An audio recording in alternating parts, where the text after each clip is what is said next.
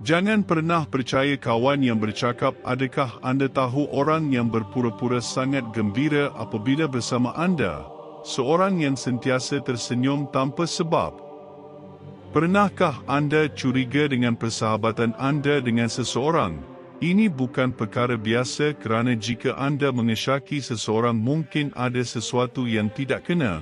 Anda perlu mengetahui sama ada kesilapan itu terletak pada orang yang berkawan dengan anda, atau jika kesilapan itu adalah dalam diri sendiri. Rahsia untuk menemui persahabatan palsu dan apa yang perlu dilakukan terhadapnya kini akan didedahkan. Jangan jadi lemah, kekal hingga ke akhirnya. Falsafah Stoik, yang terkenal dengan penekanan pada nilai murni, berdikari, dan kawalan ke atas emosi, menawarkan rahsia berharga tentang cara mendekati hubungan interpersonal, termasuk persahabatan palsu. Persahabatan palsu ialah situasi di mana seseorang berpura-pura menjadi kawan, tetapi, dalam realiti, bertindak dengan cara mementingkan diri sendiri, manipulatif, atau oportunistik. Golongan Stoik menyedari bahawa persahabatan ini boleh memudaratkan usaha kita untuk mencapai kebaikan dan kebahagiaan, kerana ia menjejaskan keyakinan kita dan boleh membawa kepada konflik emosi dan moral. Berikut adalah beberapa refleksi Stoik tentang persahabatan palsu. Pertama, menghargai nilai murni. Golongan Stoik percaya bahawa persahabatan sejati mesti berdasarkan nilai murni, kejujuran dan kejujuran moral. Kawan sejati adalah mereka yang berkongsi nilai kita dan membantu kita bertambah baik sebagai manusia. Sebarang perhubungan yang melanggar prinsip ini, mengikut definisi, persahabatan palsu. Kedua, keterikatan kepada perkara luaran. Stoik menekankan kepentingan untuk tidak terikat dengan perkara luaran seperti kekayaan, status sosial atau kuasa. Rakan palsu sering mendekati kita kerana kepentingan diri sendiri, mencari faedah material ini. Falsafah Stoik mengingatkan kita bahawa persahabatan sejati tidak seharusnya berdasarkan keuntungan material, tetapi lebih kepada kebaikan bersama. Ketiga, pengetahuan diri dan sara diri. Stoik mempertahankan kepentingan pengetahuan diri dan sara diri emosi. Ini bermakna sebelum mencari persahabatan luaran, kita mesti membina hubungan yang sihat dengan diri kita sendiri. Apabila kita mengetahui kekuatan dan keterbatasan kita sendiri, kita kurang berkemungkinan terjebak dalam perangkap persahabatan palsu. Bilik penerimaan apa yang tidak dapat kita kawal.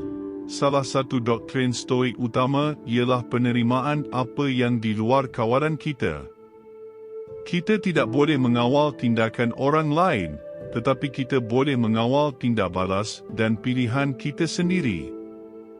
Apabila kita menyedari bahawa persahabatan adalah palsu, Stoik mengingatkan kita bahawa kita boleh memilih cara untuk bertindak balas terhadap situasi ini sambil mengekalkan ketenangan dalaman kita. Kelima, detasmen emosi. Stoik mengajar bahawa kita tidak sepatutnya membenarkan emosi menguasai kita. Dalam persahabatan palsu, kita sering mengalami perasaan pengkhianatan, kemarahan, atau kecederaan. Falsafah Stoik menasihati kita untuk menangani emosi ini secara rasional, mencari kebaikan dalam tindak balas kita daripada membiarkan diri kita terbawa-bawa oleh kebencian. Menemui persahabatan palsu adalah kemahiran penting untuk mengekalkan hubungan yang sihat dan tulen. Orang sering boleh berasa tertipu atau dikhianati apabila mereka menyedari bahawa persahabatan tidak seperti yang sepatutnya. Kini anda akan belajar bagaimana untuk mengetahui siapa rakan sebenar anda. Kami akan meneroka strategi dan tanda yang boleh membantu anda mengenal pasti persahabatan palsu. Salah satu tanda persahabatan palsu yang paling jelas ialah kekurangan timbal balik. Jika anda sentiasa memberi, menyokong dan melaburkan masa dan tenaga ke dalam persahabatan tetapi tidak mendapat balasan yang sama, ini boleh menjadi petunjuk bahawa orang lain tidak begitu berminat untuk mengekalkan hubungan yang tulen. Persahabatan sejati adalah berdasarkan timbal balik, perkongsian pengalaman dan sokongan bersama. Rakan palsu sering mendekati anda dengan tujuan mementingkan diri sendiri. Mereka mungkin hanya berminat untuk mendapatkan sesuatu daripada anda, sama ada dari segi material, sosial atau emosi. Beri perhatian jika seseorang kelihatan hanya mendekati anda apabila mereka memerlukan sesuatu, tetapi tidak hadir apabila anda memerlukan sokongan atau syarikat. Jika seseorang bersikap selektif apabila mereka tersedia untuk anda dan kelihatan hilang apabila anda menghadapi kesukaran, ketidakkonsistenan ini boleh menjadi tanda persahabatan palsu. Kawan sejati sentiasa ada melalui susah dan senang, menunjukkan sokongan dan empati apabila diperlukan. Rakan palsu mungkin cenderung menyebarkan gosip atau mengkhianati kepercayaan anda. Jika anda mendapati bahawa maklumat peribadi yang dikongsi dengan seseorang didedahkan tanpa persetujuan mereka atau mereka terlibat dalam gosip yang berbahaya, ini adalah petanda yang pasti bahawa persahabatan ini tidak boleh dipercayai. Persahabatan sejati dibina atas minat yang tulus terhadap kesejahteraan dan kehidupan orang lain. Jika seseorang kelihatan acuh tak acuh terhadap kebimbangan, pencapaian dan cabaran anda, ini mungkin menunjukkan persahabatan palsu. Rakan sejati mengambil berat tentang apa yang berlaku dalam hidup anda dan menunjukkan minat yang sebenar. Rakan palsu sering bertindak secara oportunis, mencari kelebihan peribadi sehingga menjejaskan kebahagiaan atau kesejahteraan anda. Mereka mungkin cuba memanfaatkan kemurahan hati, sumber atau hubungan anda tanpa mengambil kira cara ia mempengaruhi anda. Persahabatan yang sihat melibatkan penerimaan, sokongan dan persefahaman bersama. Jika seseorang sentiasa mengkritik, menilai atau memperkecilkan anda, itu adalah tanda yang jelas bahawa mereka bukan kawan sejati.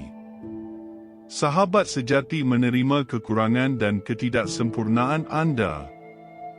Jika seseorang secara drastik mengubah tingkah laku mereka terhadap anda, berubah daripada mesra kepada bermusuhan atau jauh, tanpa sebab yang jelas, ini boleh menjadi petunjuk persahabatan palsu.